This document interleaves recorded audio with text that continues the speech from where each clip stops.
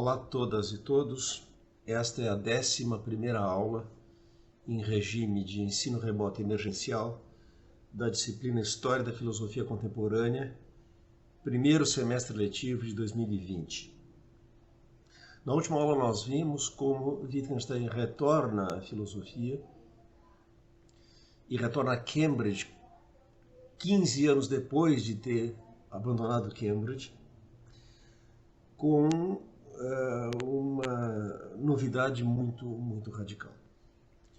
O que as breves 7 páginas do artigo Some Remarks on Logical Form anunciam é nada menos que o abandono da viga mestra da filosofia do Tractatus, a tese da forma geral da proposição. A forma geral da proposição era a forma geral de uma função de verdade. Isso era a mesma coisa que a forma do termo geral de uma série formal. A série obtida pela aplicação reiterada de uma operação de verdade, no caso de Wittgenstein, a negação simultânea, a um conjunto dado de proposições elementares. Ora, essa tese só funciona se a gente, como nós fazemos hoje ainda, quando fazemos cálculo proposicional, nós usamos aquelas letras esquemáticas P, Q, R, e nós supomos que essas proposições são logicamente independentes entre si, de tal forma que pode-se dar qualquer combinação de valores de verdade entre elas. Por exemplo, se eu tenho duas proposições P e Q, eu tenho 4 possibilidades, ambas são verdadeiras, P é verdadeiro e Q é falso, P é falso e Q é verdadeiro, e ambas são falsas. Todas essas possibilidades têm que poder se realizar. Isso só ocorre se a verdade ou falsidade de P é completamente independente da verdade ou falsidade de Q e vice-versa. Tá? Do contrário, nós teríamos complexidade lógica e teríamos dependência lógica entre proposições das quais nós não poderíamos dizer que são ambas elementares. Pelo menos uma deveria ser uma função de verdade. E essa era a aposta do Tractatus, como nós vimos, Wittgenstein no aforisma 63751, termina por nos dizer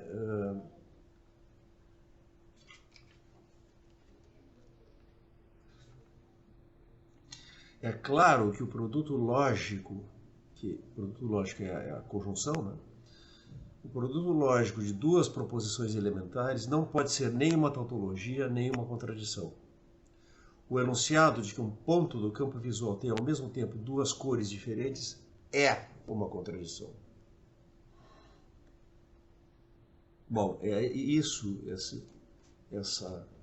esse anúncio de que deve ser possível, por análise, mostrar a relação de dependência lógica entre, por exemplo, x é verde e x é vermelho, de tal forma que pelo menos uma delas não é uma proposição elementar, mas é uma função de verdade da outra proposição.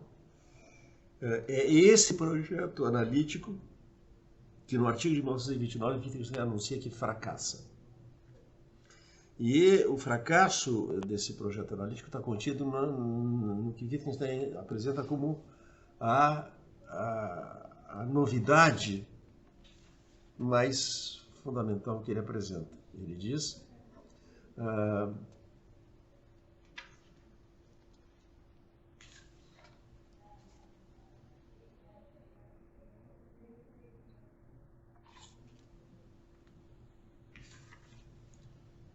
eis aqui a primeira observação definida sobre a análise lógica dos fenômenos atuais. E é que, para sua representação, números racionais e irracionais deverão ingressar na estrutura das próprias proposições afônicas. Ora, se nas proposições atômicas, isso é, elementares, proposições que não são ulteriormente decomponíveis em proposições mais simples, são as mais simples que há. Se elas contêm números, elas guardam relações de incompatibilidade entre elas. Se uma proposição atribui a um ponto no campo visual um certo grau de brilho ou saturação, a proposição que atribui um outro grau de brilho é incompatível com a primeira. Exatamente como se eu digo que está fazendo 24 graus em Porto Alegre, isso é incompatível com a afirmação de que está fazendo 30 graus. E se eu disser, vocês me perguntam que temperatura está fazendo e eu respondo 24 graus, imagina que alguém agora me dissesse, e por acaso está fazendo 26, eu disse 24. Ou seja, a atribuição de um grau num gradiente exclui todas as outras. E essa é uma relação entre proposições que são simples e, nesse sentido, são elementares, não são decomponíveis e, no entanto, não são logicamente independentes. Ora, abandonado o postulado da independência lógica das proposições elementares, abandonou-se também a tese da forma geral da proposição. E com isso ruiu o projeto analítico do Tratados. O que Wittgenstein anuncia no artigo 29 é algo muito radical. O projeto analítico do Tratados fracassa. Ou podemos apresentar isso de maneira menos dramática, dizendo o seguinte: o projeto subsiste, mas apenas naquele domínio em que nós estamos lidando com proposições que são funções de verdade, de proposições elementares logicamente independentes. Onde a gente tiver proposições elementares logicamente independentes, o projeto analítico do tratado subsiste. Mas nós vamos ter montes de situações em que isso não acontece. Em que a promessa de encontrar uma relação lógica de incompatibilidade não se cumpre. A promessa que aparece nesse aforismo do tratado, no 63751, quando Wittgenstein diz que a afirmação de que um ponto no espaço visual é ao mesmo tempo vermelho e verde é uma contradição. Bom, não é uma contradição, mas é algo parecido com uma contradição. E Wittgenstein hesita em caracterizar em que consiste essa relação. Ele diz, a ocorrência, isso é Summary Marshall Logical Form, a ocorrência de números nas formas das proposições atômicas é, na minha opinião, não apenas um aspecto de um simbolismo particular, mas um traço essencial e, por conseguinte, inevitável da representação. E números terão que ingressar nessas formas quando, como dizemos na linguagem ordinária, estivermos lidando com propriedades que admitem gradação, graus, isto é, propriedades como o comprimento de um intervalo, o timbre de um tom, ou o brilho ou vermelhidão de um matiz de cor, etc. É uma característica dessas propriedades que um grau delas exclui qualquer outro. Um matiz de cor não pode simultaneamente ter 2 graus diferentes de brilho ou de vermelhidão.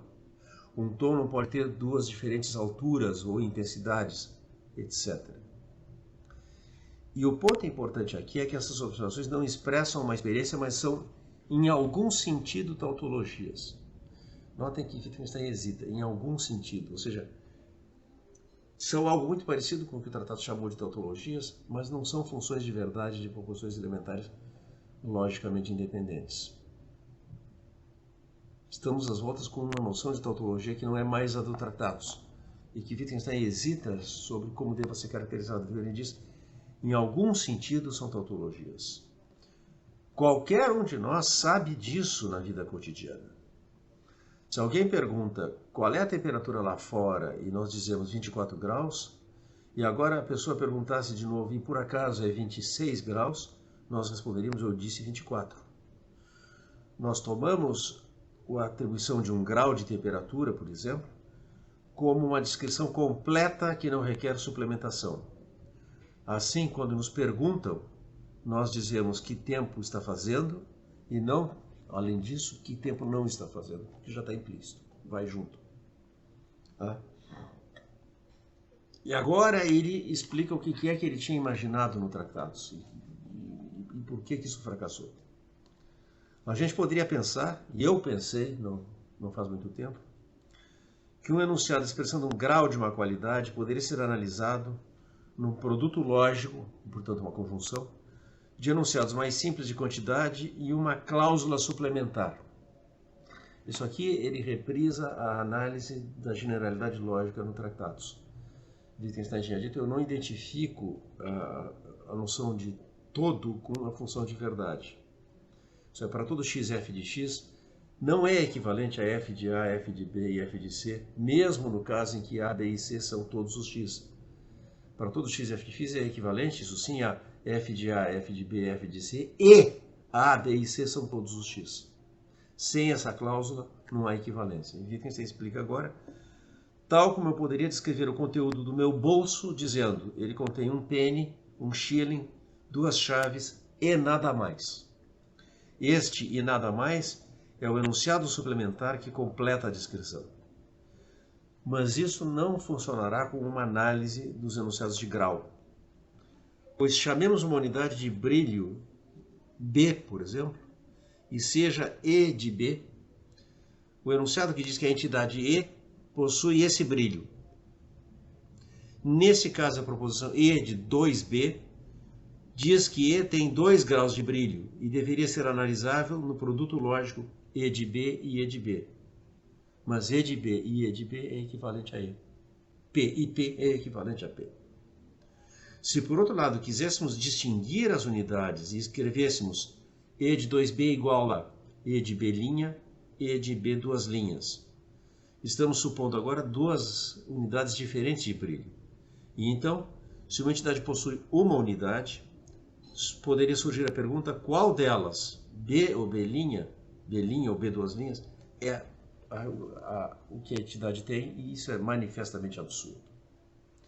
Eu sustento, portanto, a conclusão dele, que o enunciado que atribui um grau a uma qualidade não pode ser ulteriormente analisado, e mais que a relação de diferença de grau é uma relação interna e que é, portanto, representada por uma relação interna entre os enunciados que atribuem graus diferentes. Isto é, os enunciados atômicos devem ter a mesma multiplicidade que o grau que atribuem, de onde se segue que números devem ingressar nas formas das proposições atômicas. A exclusão mútua de enunciados inanalisáveis de grau contradiz uma opinião que foi publicada por mim há muitos anos atrás e que requeria que proposições atômicas não pudessem se excluir umas às outras. Eu digo deliberadamente excluir, tá? Digo deliberadamente excluir e não contradizer, pois há uma diferença entre essas duas noções, excluir e contradizer. E proposições atômicas, embora não possam contradizer, podem excluir umas às outras. Tentarei explicar isso. Há funções que dão uma proposição verdadeira apenas para um valor de seus argumentos, porque, se é que eu posso me expressar assim, só há lugar para um deles. Tome, por exemplo, a proposição que afirma a existência de uma cor R num certo tempo T, num certo lugar L, tá? Do nosso campo visual. Eu escreveria isso assim, R, P, R, L, R, L, T. R no lugar L no tempo T. R pode ser, por exemplo, red, vermelho, né? E abstraindo pelo momento de qualquer consideração sobre como esse enunciado vai ser ulteriormente analisado, B de L e T, então diz que a cor B, uma outra cor, pode ser B de blue, azul, está no lugar L no tempo T. E ficará claro para todos nós, e como é para todos nós na vida cotidiana, que R de LT e B de LT é uma espécie de contradição e não simplesmente uma proposição falsa. O Wittgenstein tinha dito antes que a afirmação de que há uma incompatibilidade aqui é, em certo sentido, uma tautologia, e agora ele diz que a afirmação da conjunção é uma espécie de contradição. Se enunciados de grau fossem analisáveis, como eu costumava pensar, deveríamos explicar essa contradição dizendo que a cor R, red, vermelho, contém todos os graus de R e nenhum de B, blue, e que a cor B contém todos os graus de B e nenhum de R. Mas do que precede, segue que nenhuma análise pode eliminar enunciados de grau. Como é que a exclusão mútua de RLT e BLT se expressa? Eu creio que consiste no fato de que RLT e BLT são, em certo sentido, completas. Aquilo que corresponde, na realidade, à função x no lugar L no tempo t, deixa lugar para a mesma entidade, para uma só entidade. no mesmo sentido em que dizemos que há lugar para apenas uma pessoa numa poltrona. O nosso simbolismo, que permite que a forma do sinal para o produto lógico admite que seja possível formar o sinal para o produto lógico RLT e BLT, não dá uma representação correta da realidade.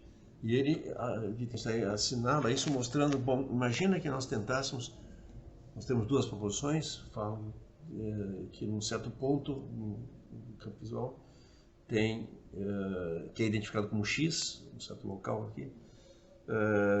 Uma delas diz que X é vermelho e uma outra diz que X é verde. Se nós tivéssemos uma combinatória de condições de verdade, nós teríamos 4 possibilidades. Acontece que, das 4 possibilidades que a combinatória prevê, uma delas, aquela que é representada pela linha mais de cima, simplesmente não pode ser realizada. É impossível ter uma tabela de verdade, uma combinatória de valores de verdade para a conjunção X é verde e X é vermelho. Porque a linha de cima da tabela atribui à conjunção uma multiplicidade lógica que ela não pode ter na realidade. Portanto, o que resta são as outras 3 linhas, mas isso não é mais uma tabela de verdade. Uma tabela de verdade é uma combinatória de valores de verdade, e a combinatória é impossível nesse caso. Tá? Ora, se nós entendemos por lógica, a noção de lógica como sinônimo de lógica formal, que é como a lógica é entendida no Tratado de Wittgenstein, então a incompatibilidade que nós estamos tratando aqui é determinada por um fato extra-lógico, como Russell pensava. Russell, como nós vimos nos Principles of Mathematics, explica aquilo que ele chama ali incompatibilidades sintéticas como determinadas pela constituição metafísica da realidade. É a metafísica das cores que acarreta que cores são impenetráveis, que 2 cores não podem ocupar a mesma região do espaço visual. Assim como a constituição metafísica dos corpos implica a impenetrabilidade, que eu não posso ter 2 corpos no mesmo lugar ao mesmo tempo. Ora, na verdade, o que acontece agora, ao reconhecer as incompatibilidades sintéticas, Wittgenstein está dando a mão a Russell, está dando a mão à palmatória, está reconhecendo que Russell tinha razão e ele não tinha.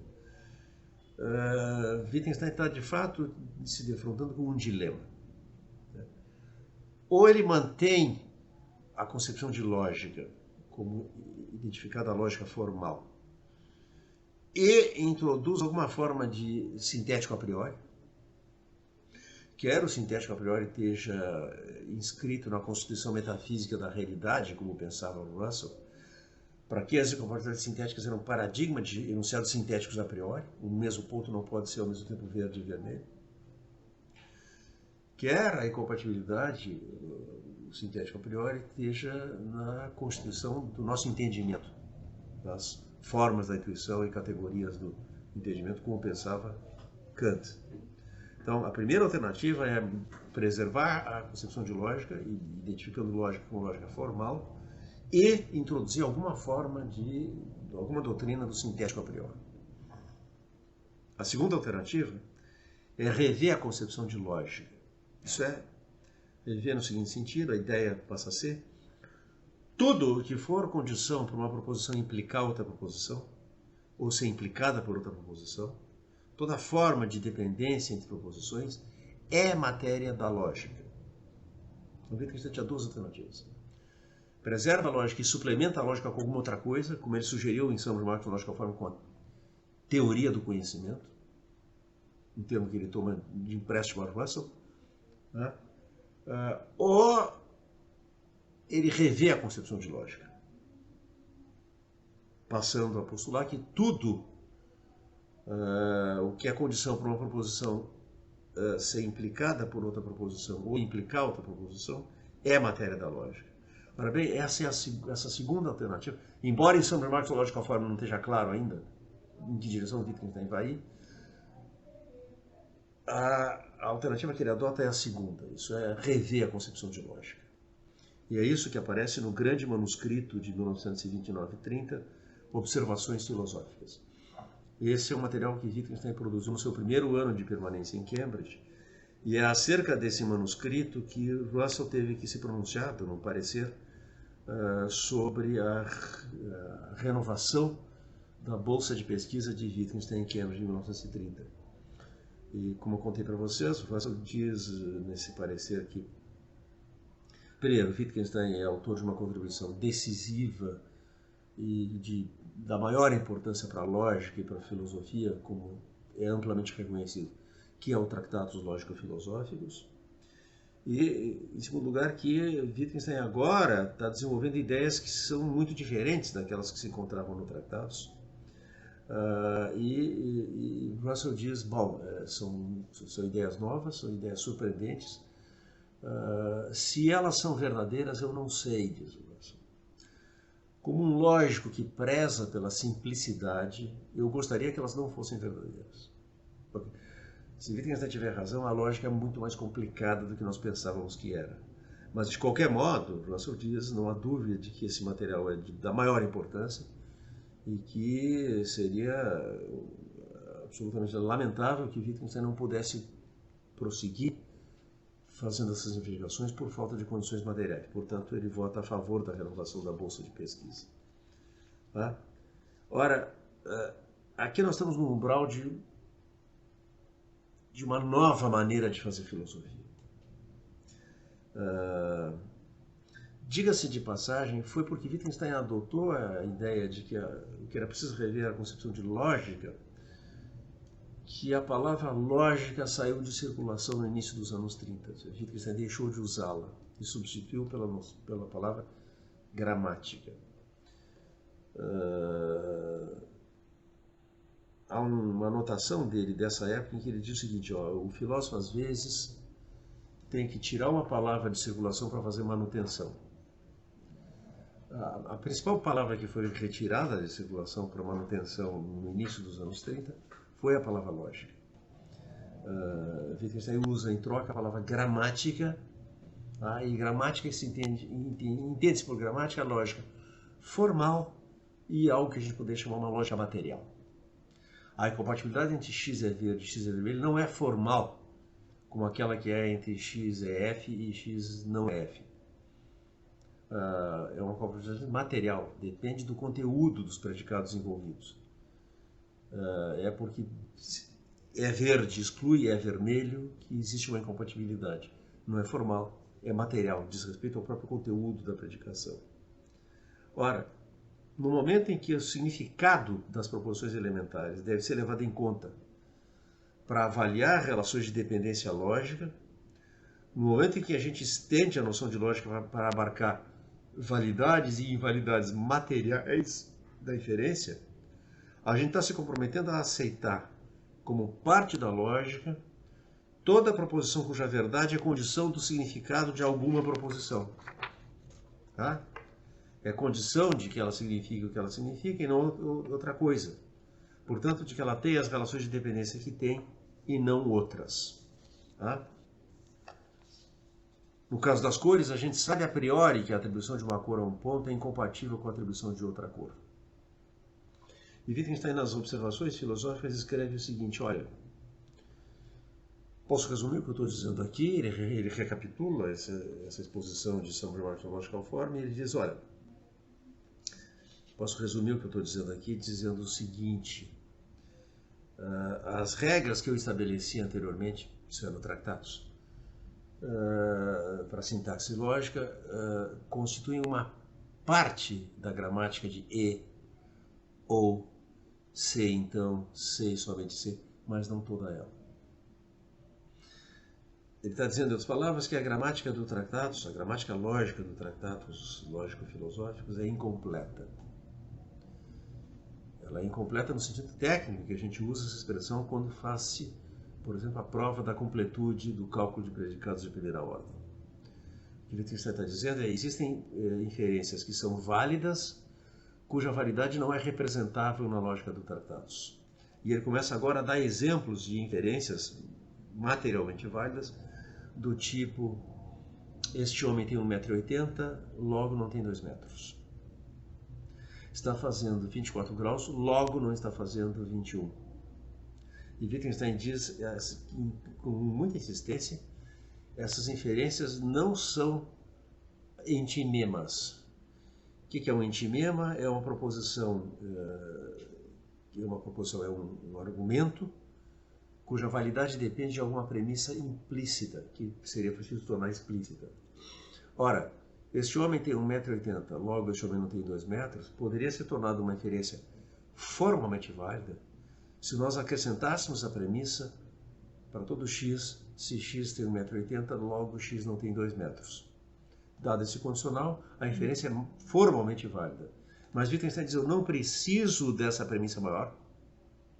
A inferência é válida tal como ela está, e ela não é incompleta, não é um entimema. Este homem tem 1,80 m, segue-se imediatamente, sem mediação de nenhuma premissa adicional, segue-se, não tem 2 metros. Está fazendo 24 graus, segue-se imediatamente, não está fazendo 30 graus. Sem intermediação, imediatamente, sem que eu preciso postular uma premissa tácita adicional. Agora bem, no caso das cores, como eu enfatizei, a gente sabe a priori que a atribuição de uma cor a um ponto é incompatível com a atribuição de outra cor. É por isso que Russell podia chamar esses casos de exemplos, paradigmas de juízos sintéticos a priori. Tá? Mas o caso que Wittgenstein imediatamente reconhece ser análogo das medidas suscita uma dificuldade. Por quê? Medidas, a atribuição de um grau, a atribuição de um comprimento. Se eu digo que essa mesa tem 1 metro de largura, então ela não tem 1,5 m. Isso se segue imediatamente. Mas nós não temos medida sem o emprego de um padrão de medida. Como Wittgenstein diz, o que eu encosto na mesa para medi-la não é esse objeto abstrato 1 metro, é uma trena metálica, ou uma régua de madeira ou de plástico, do que seja, que eu encosto no corpo e é nessa operação de encostar um corpo físico em outro que eu realizo a medida do comprimento, da largura, da profundidade. Tá? Então, como Wittgenstein nota nas observações filosóficas de 1930, não é uma escala métrica imaterial, mas um objeto físico, a fita métrica, a trena metálica, a régua, que a gente encosta no objeto a ser medido. Como é que a gente deve compreender, então, a comparação agora? Wittgenstein escreve que a fita métrica deve estar e esteja no mesmo espaço que o objeto medido é compreensível. Mas até que ponto as palavras podem estar no mesmo espaço que o objeto cujo comprimento é descrito em palavras, ou no mesmo espaço da cor, etc. Até que ponto isso soa absurdo. Essa perplexidade suscita a pergunta que Wittgenstein faz agora. Eu notava que ele nunca tivesse feito antes. Ele diz, afinal de contas, o que é que a lógica chama uma palavra? É por acaso o mesmo que na vida cotidiana a gente quer dizer quando afirma uma palavra escrita no quadro negro? E Wittgenstein anota, aqui é evidente que a concepção mais primária deve ser a única correta. Assim falarei uma e outra vez em livros. Aqui temos uma palavra. Se aparecesse alguma marca parecida com uma palavra, eu diria, não é uma palavra, só parece, pois manifestamente não é algo intencional. E só pode ser tratado do ponto de vista do senso comum normal. É extraordinário que só nisso já haja uma mudança de concepção. A mudança de concepção é crucial pelo seguinte, a operação de medida só é bem sucedida pressupondo certas propriedades do objeto que é tomado como padrão de medida. Como ele vai dizer mais tarde nas investigações filosóficas, se as nossas regras fossem elásticas e constantemente dilatassem e contraíssem, nós não poderíamos realizar operações de medida. Isso é dizer, isso tem 1 metro, não faria nenhum sentido, porque isso teria ou não teria um método dependendo de a que altura da dilatação ou da contração do padrão de medida nós nos encontrávamos. Então, é uma pressuposição empírica, porém incontornável de uma operação de medida, que o objeto que serve como padrão de medida seja estável, que ele tenha propriedades físicas que não se alteram, sob pena de nós não podermos atribuir sentido, não é verdade, não é valor de verdade, é sentido. Isso é, não é ser verdadeiro ou ser falso, é poder, é ser ou bem verdadeiro ou bem falso. Um contrassenso não é nem verdadeiro nem falso, e nós teríamos um contrassenso se não tivéssemos a pressuposição da estabilidade dos instrumentos de medida. Outro exemplo das investigações filosóficas. Wittgenstein diz o procedimento de pôr um pedaço de queijo numa balança para pesar perderia totalmente o propósito, não faria nenhum sentido, se esses pedaços de queijo alterassem o seu peso constantemente. Nesse caso, eu nunca poderia dizer tem 1 quilo aqui. Tá? Então, o que aparece aqui, a partir da consideração das medidas, é que entre as condições do sentido de uma proposição, então não apenas as possibilidades de verdade ou falsidade das proposições elementares que a constituem, quer a Constituição seja vera e funcional, quer não seja, como agora nós estamos vendo que também é uma possibilidade, mas também há pressuposições empíricas. A pressuposição de uma história, que Wittgenstein vai chamar uma história natural dos instrumentos de medida, que eles são estáveis, que as nossas regras não dilatam e encolhem o tempo todo, que as nossas balanças não marcam pesos diferentes arbitrariamente a qualquer momento. Tá? Nós estamos no limiar do confronto entre o que Wittgenstein chamará nas investigações filosóficas, parágrafo 108. Por um lado, a pureza cristalina da lógica, essa pureza cristalina da lógica que foi postulada no Tratados Lógico-Filosóficos, e a textura opaca, nada cristalina, dos fenômenos espaço-temporais da linguagem. E ele diz, nós nos ocupamos dos fenômenos espaço-temporais da linguagem, e não com um fantasma abstrato. Tá? E o coração dessa reconsideração, dessa nova perspectiva, é o reconhecimento do papel central que desempenham na instituição da linguagem paradigmas, padrões. Tá? Ora, qual é a moral da história agora? O Tratado dizia que se o mundo não tivesse substância, se não existissem objetos simples que são designados pelos nomes logicamente simples que constituem as proposições elementares, ter uma proposição sentido dependeria de que outra proposição fosse verdadeira.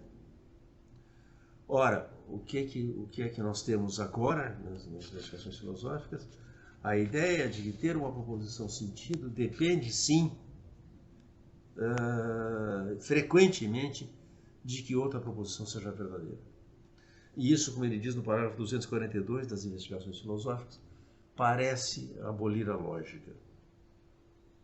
Vou dar um segundo exemplo de como a história natural empírica, fatos empíricos que poderiam ser diferentes, mas a pressuposição de que eles são de uma certa maneira é uma pressuposição da lógica, porque é uma condição de sentido de proposições. Já vimos que proposições sobre medidas pressupõem a estabilidade dos instrumentos de medida, e é um fato empírico que esses objetos sejam estáveis. É um fato empírico, contingente, que poderia ser diferente, que réguas não dilatam ou encolhem. Na época que Wittgenstein escreveu as investigações filosóficas, o padrão de medida para comprimento era o metro padrão de Paris. O que era o metro padrão de Paris? Era uma barra de platina com 1 metro de comprimento, mantida em condições constantes de temperatura e pressão, lacrada dentro de uma urna de vidro no Museu de Artes e Ofícios da cidade de Paris. Dizer que algo tem 1 metro é dizer que tem o mesmo comprimento que essa barra de platina. Ora, que essa barra de platina tem o mesmo comprimento é um fato empírico. Se as condições de temperatura e pressão se alterassem, essa barra poderia dilatar ou contrair.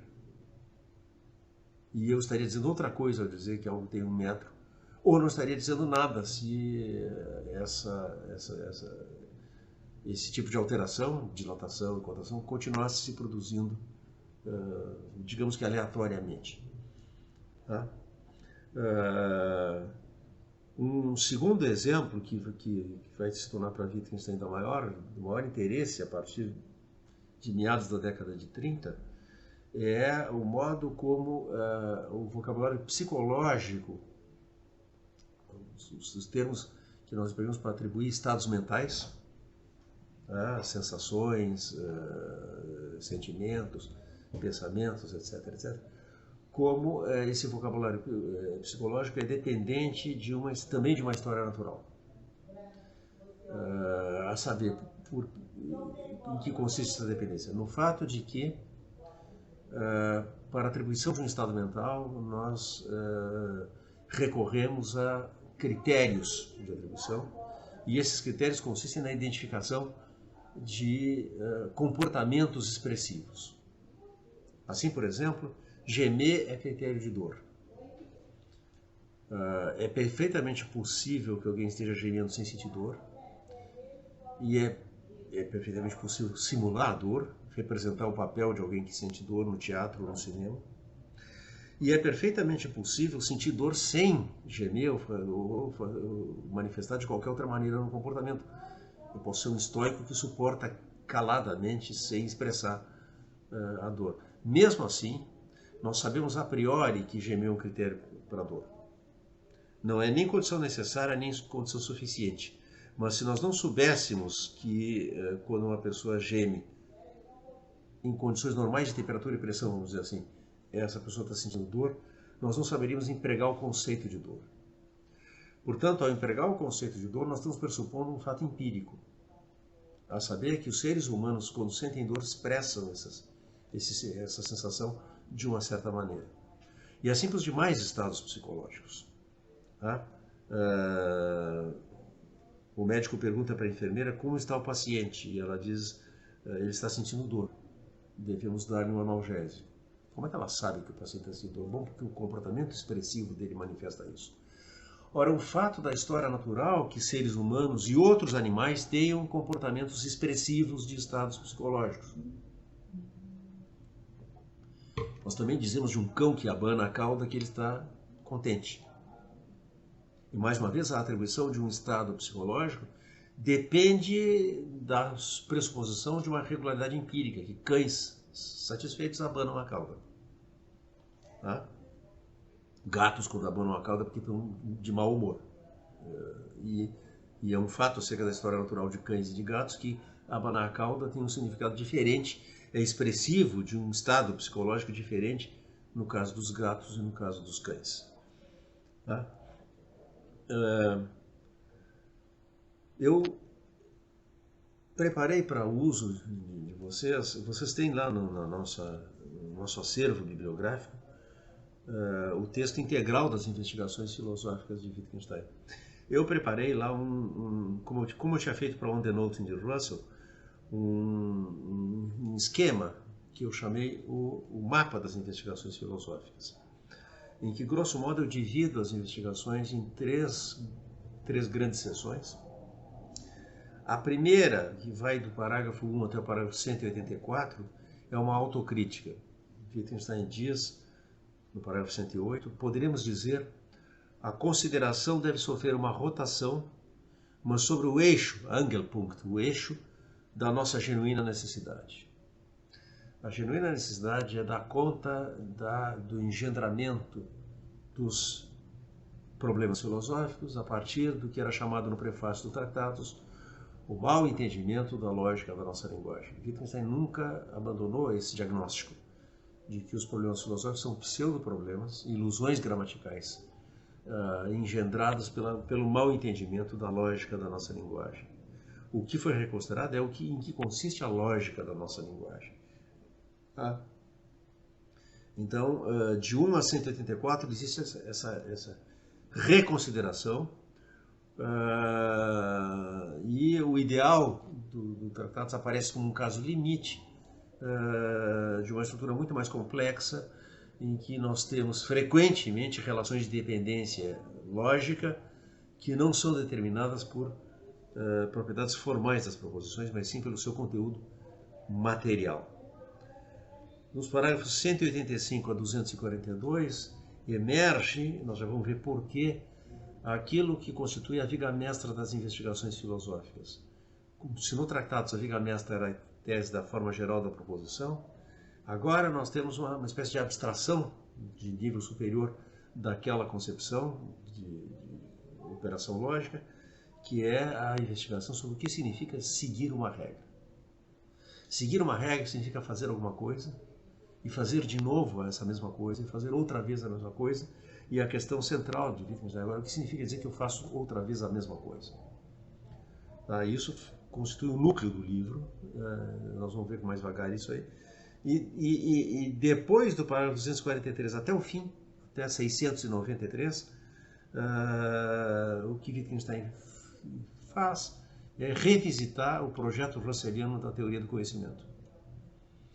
Isso é, se a gente pegar essa seção, esse último terço das investigações, do parágrafo 243 em diante, nós temos lá que Wittgenstein investiga o que significa pensar, o que significa imaginar, o que significa eu, o que significa consciência, o que significa ter a intenção de, o que significa vontade, como é que nós pensamos as relações de vontade e ação, o que significa ter algo em vista e assim por diante. Em suma, praticamente nós temos aqui o índice analítico da teoria do conhecimento como Russell a tinha concebido. E o que Wittgenstein está tacitamente reconhecendo agora é que essas investigações de Russell pertencem de pleno direito à filosofia. E não é possível relegar essas investigações a uma ciência empírica como é a psicologia, contrariamente ao que Wittgenstein supunha na época que ele escreveu o Tratados. Tá? Bom, como eu disse, as observações sobre seguir uma regra formam a viga mestra das investigações filosóficas, porque a posição estrutural dessas investigações corresponde à posição da especificação da forma geral da proposição no Tratados. E não é por acaso que essa discussão culmina no anúncio de uma descoberta que, como ele diz, parágrafo 242, parece abolir a lógica.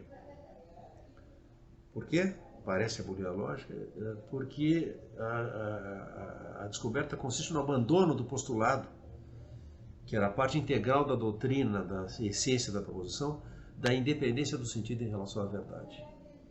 Nós estamos vendo agora que o sentido da proposição, não apenas o valor de verdade, atenção, mas o sentido da proposição, isto tem um metro, depende de que seja verdadeiro empiricamente, que a régua é estável e não dilata nem contrai. Nós estamos vendo que o sentido da proposição, este cão está alegre, depende da verdade empírica de que cães que estão contentes abanam a cauda. Tá? Então, o que Wittgenstein está anunciando é que não apenas é possível que o sentido de uma proposição dependa da verdade de outra proposição, isso é frequentemente, de fato, na maior parte dos casos, é isso que ocorre. Tá? Em outras palavras, isso é equivalente ao abandono da ideia que Wittgenstein denuncia agora como uma quimera, uma ilusão intelectual, de uma lógica sem pressuposições. Tá? A origem das considerações sobre seguir uma regra remonta, como tudo mais nas investigações, ao Tratados. E, no caso aqui, é essa noção central no programa do Tratados, que era da aplicação sucessiva de uma operação. Lembre que a forma geral da proposição era a forma do termo geral de uma série formal. E essa série formal era constituída pela aplicação sucessiva de uma operação. O que é a aplicação sucessiva? Eu aplico a operação, obtenho um certo resultado, agora aplico a operação a esse resultado, obtenho um novo resultado, aplico a operação de novo. Seja a operação de adicionar 1, que forma a série dos números naturais. Eu tenho 0 mais 1, 1, mais 1, 2, mais 1, 3, mais 1, 4. E eu vou sempre aplicando a operação ao resultado de uma aplicação precedente. Ele dizia lá no Tratado, o conceito de aplicação sucessiva de uma operação é equivalente ao conceito de e assim por diante. Tá? Bom, em termos dessa noção de aplicação sucessiva que o Tratado explicava as noções de série formal de termo geral de uma série formal e, por essa via, a noção de forma geral da proposição. E, a partir daí, também as noções de série numérica e forma geral do número, na seção 6.2. Não é de modo algum, por acaso, que o exemplo privilegiado das discussões sobre seguir uma regra, a partir do final dos anos 30 e até as investigações filosóficas inclusive, é a formação de séries numéricas pela aplicação sucessiva de uma operação. No exemplo favorito de Wittgenstein, adiciona 2. 2 mais 2, 4 mais 2, 6 mais 2, 8 e assim por diante. O tratado não podia ser mais explícito. Wittgenstein diz com todas as letras, 5.2523, 5.2523, o conceito de aplicação sucessiva de uma operação é equivalente ao conceito de e assim por diante. Tá? Esse é o problema do parágrafo 185 das investigações. O que significa fazer a mesma coisa outra vez? E mais outra vez, e mais outra, e assim por diante. Se a gente não reconhece a centralidade dessa noção de aplicação sucessiva para o programa do Tractatus, está fadado a não entender nem a motivação, nem o fracasso da tentativa anunciada em 1929, em Some Remarks on Logical Form, de dar conta do problema das incompatibilidades sintéticas pela introdução de números na estrutura das proposições elementares. E se a gente não entender por que essa aposta não se cumpriu, se a gente não entender o fracasso do programa anunciado em Some Remarks on Logical Form, também não vai entender o significado do anúncio nas observações filosóficas de 29 e 30, de que, cito, há regras para as funções de verdade que lidam também com a parte elementar da proposição. Parágrafo 82. E o que afinal equivale a reconhecer que o próprio conceito de proposição elementar perde agora a importância que tinha antes. Parágrafo 83. Tá?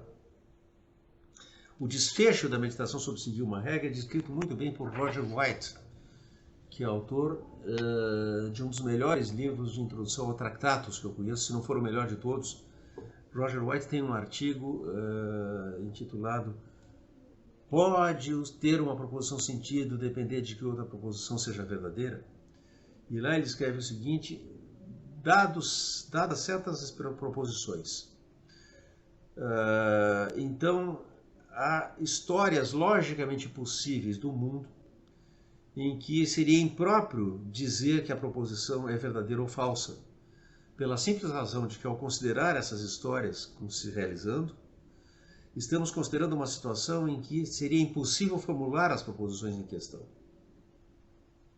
Tá? E adiante, à luz disso, o primeiro passo de Wittgenstein, abandonando a espécie de doutrina esboçada no tratado, é dizer, eu vou considerar tudo o que parece que deve existir para que uma proposição tenha sentido um instrumento da linguagem.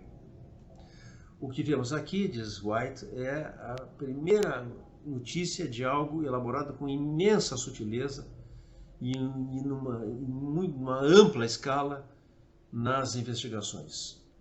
Que a linguagem evoluiu como um sistema de comunicação dentro do mundo e depende, ao atribuir sentido à proposição, de certos fatos contingentes acerca desse mundo. E que, ao imaginar que certos aspectos do mundo não se realizam, estamos imaginando que o mundo é tal que seria impossível formular a proposição que, de fato, nós proferimos. Nessa medida, não podemos dizer que essas proposições afirmam a existência desses aspectos e a sua negação deve considerar a possibilidade de que eles não tenham existido. Pois, ao imaginar que esses aspectos não tivessem existido, estamos igualmente imaginando aqui a impossibilidade da formulação tanto da proposição como da sua negação. Aqui estamos, portanto, numa proposição em que podemos atribuir um sentido à noção muito abusada de pressuposição.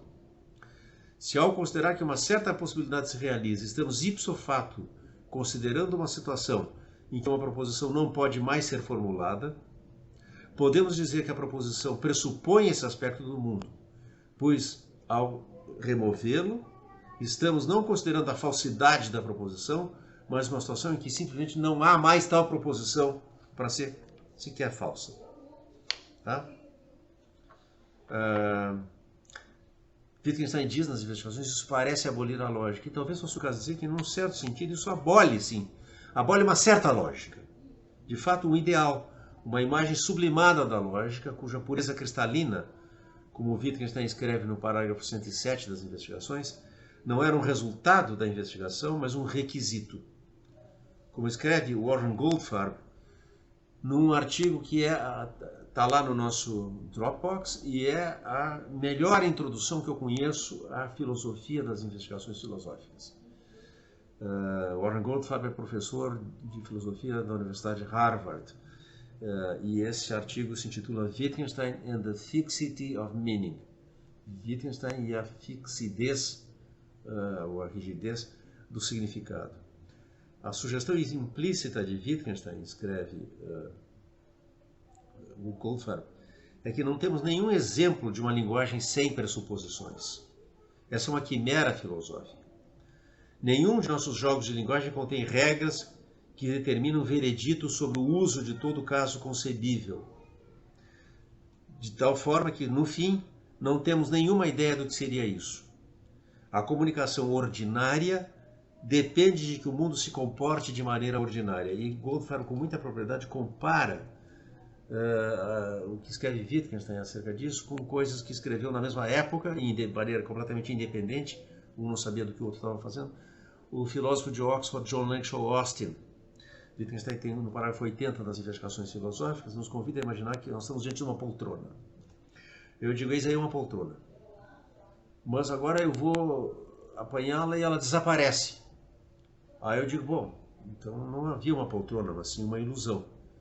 Mas de repente ela aparece de novo. Aí eu digo, não, então havia uma poltrona assim, o desaparecimento é que foi uma ilusão. Mas vamos supor que ela novamente desaparece e fica aparecendo, reaparecendo aleatoriamente. E Wittgenstein pergunta, o que você vai dizer agora? Você tem regras que determinem se você deve dizer desse objeto que é uma poltrona? A resposta quem tem que dar a essa pergunta é o leitor das investigações, mas está claro que a resposta é negativa. Nós não temos regras para todos os casos possíveis. A nossa linguagem não prevê todas as situações possíveis. Austin tem dois exemplos que são da mesma natureza. Em The Meaning of a Word, um artigo de 1939, ele diz, bom, suponhamos que eu vivo em paz e harmonia durante 4 anos com um gato. E um belo dia ele profere uma oração filípica, um discurso completo, eloquente. O que eu vou dizer agora? Bah, o lógico diz, ou é um gato ou não é um gato, tertium non datur. E eu acho, mas não dá para dizer nenhuma das duas coisas, nenhuma corresponde aos fatos. Eu não posso dizer não é um gato de algo que vive e se comporta como isso aí viveu e se comportou durante todos esses 4 anos. Mas eu também não posso dizer é um gato de algo que profere uma oração filípica. Nem é um gato, nem não é um gato parecem corresponder a essa situação. E eu assim conclui, a linguagem ordinária entra em colapso diante de casos extraordinários. Em Other Minds, de 1942, o Austin nos convida a imaginar que nós temos um pintacilgo, nós identificamos corretamente esse pássaro pela plumagem, pelo bico, pela forma do olho e assim por diante, mas de repente esse pintacilgo faz uma coisa absolutamente inesperada. Diz Austin, quem sabe ele explode, ou cita Virginia Woolf, ou faz alguma outra coisa assim. O que eu vou dizer agora? É um pintacilgo? Não é um pintacilgo? Nenhuma das duas afirmações corresponde aos fatos. Nós não estamos preparados para o que dizer em casos como esse. Tá? E Goldfarb diz, nós não temos ideia do que seja uma linguagem sem pressuposições, e diz ele, isso certamente abole a lógica no sentido de Frege, de Russell ou do jovem Wittgenstein. Pois a lógica, no sentido deles, requer a independência de pressuposições, a expressão de Goldfarb é presuppositionlessness, que o acordo nos juízos nega. Tá? Ora, essa não é mais uma proposição inefável, né? A suposição absoluta, como Wittgenstein falava no parágrafo 624, a lógica pressupõe que os nomes têm referência e as proposições elementares sentido, e essa é a sua relação com o mundo. As pressuposições em questão agora são pressuposições factuais empíricas, aquilo que Wittgenstein chama nas investigações fatos da história natural. Como escreve Luiz Henrique Lopes dos Santos, num excelente texto que nós também temos no nosso acervo, intitulado A Harmonia Essencial, que uma forma de representação seja mais ou menos adequada não é algo que possamos estabelecer a nosso bel prazer, mas algo que depende das particularidades deste mundo. Se o mundo se tornasse muito diferente do que é, nota Wittgenstein, muitas de nossas formas de representação passariam a ser simplesmente inutilizáveis. E esse é o fio da meada que vai levar até a última grande obra de Wittgenstein, a culminação de todo o itinerário filosófico dele, desde as Notes on Logic de 1913, as notas redigidas entre 1949 e 1951, até literalmente a véspera da morte de Wittgenstein, 2 dias antes de morrer ele estava ainda escrevendo, material que está reunido num livro intitulado Sobre a Certeza. Me deixa apanhar, porque eu não tive cuidado de apanhar, de deixar ao alcance da mão aqui, as observações sobre os fundamentos da matemática para dar para vocês uma primeira notícia do que nos espera para a próxima aula. Wittgenstein está discutindo nas observações sobre os fundamentos da matemática, no material que foi publicado com esse título, que inicialmente formava parte das investigações filosóficas, tal como Wittgenstein tinha imaginado. Ele está explicando a noção de prova em matemática. E ele diz, eu li uma prova e agora fiquei convencido. E se eu imediatamente em seguida esquecesse essa convicção? Pois trata-se de um procedimento peculiar. Eu percorro a prova e então aceito o seu resultado. Eu quero dizer, isto é simplesmente como nós agimos. Isto é o uso e costume entre nós, um fato da nossa história natural. Ora, é surpreendente que um fato da história natural seja pressuposto na ocorrência de uma prova matemática. E, no entanto, Wittgenstein diz com todas as letras, parágrafo 142 da primeira seção dos Fundamentos da Matemática, o que estamos apresentando aqui são de fato observações sobre a história natural do homem. Não curiosidades, todavia, mas antes observações acerca de fatos de que ninguém duvidou e que só permaneceram não percebidos porque sempre estiveram diante dos nossos olhos. E, finalmente, na seção 6 das observações sobre o fundamento da matemática, no parágrafo 49, Wittgenstein escreve: o que você está dizendo resume-se nisso, que a lógica pertence à história natural do homem. E isso não se concilia com a rigidez do deve lógico. Mas o deve lógico é uma parte constitutiva das proposições da lógica, e estas não são proposições da história natural humana. Se o que uma proposição da lógica dissesse fosse os seres humanos concordam uns com os outros assim e assim, e isso teria a forma de uma proposição da história natural, então a sua contraditória diria que é uma falta de acordo, não que é um acordo de outra espécie. O acordo dentre os humanos, que é uma pressuposição da lógica, não é um acordo de opiniões, muito menos de opiniões sobre questões de lógica. E, finalmente, nessa mesma sessão, agora um pouco antes, no parágrafo 33, emergiu o que vai ser o tema central de Sobre a Certeza, a última e a obra culminante do segundo período de Wittgenstein, como nós vamos ver. 33.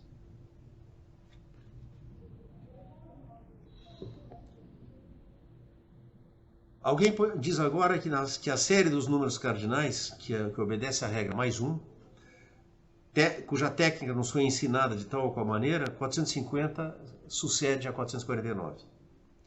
Isso não é a proposição empírica de que chegamos de 449 a 450, quando nos parece que aplicamos a operação mais 1 a 449. Antes, é uma estipulação de que apenas quando o resultado é 450, nós aplicamos essa operação.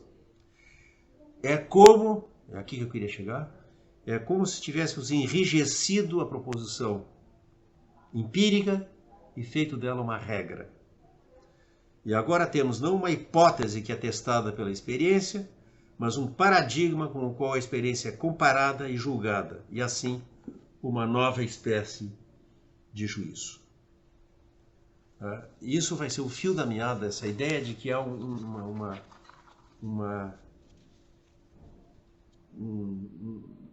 contínuo entre proposição empírica e proposição lógica, de tal forma que eu posso enrijecer, como diz Wittgenstein, proposições empíricas, e tomar proposições empíricas não mais como proposições que são testadas pela experiência, mas como um padrão para medir a própria experiência.